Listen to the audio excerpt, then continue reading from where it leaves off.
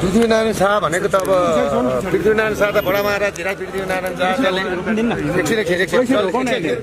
जसले नेपालको एकीकरण गर्यो, जसले नेपालको एकीकरणको परिकल्पना गर्यो, नेपाललाई एउटै ढिक्का बनाउँछु भनेर सोच्यो, उहाँ भनेको त बडा महाराज धिराज पृथ्वीनारायण शाह होइन। उहाँलाई त अब आज 27 गते होइन पृथ्वी जयन्ती होइन।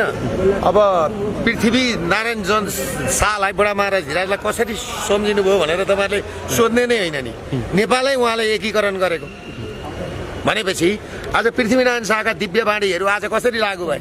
विदेशीहरूलाई आएर व्यापार गर्न नदिनु, नेपालीलाई कङ्गाल बनाएर जान्छन् भनेको आज नेपालीलाई कङ्गाल बनाए होइन विदेशीहरूले होइन। विदेशीहरूलाई चाहिँ भित्र आउन नदिनु भनेर भनेको थियो। विदेशीहरू भित्र आउँदा के हुँदो रहेछ?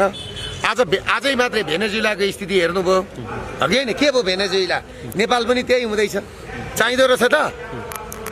चाहिँदो रहेछ त? सेतो कपाल सेतो छाला चाहिँदो रहेछ? चाहिँदैन नि।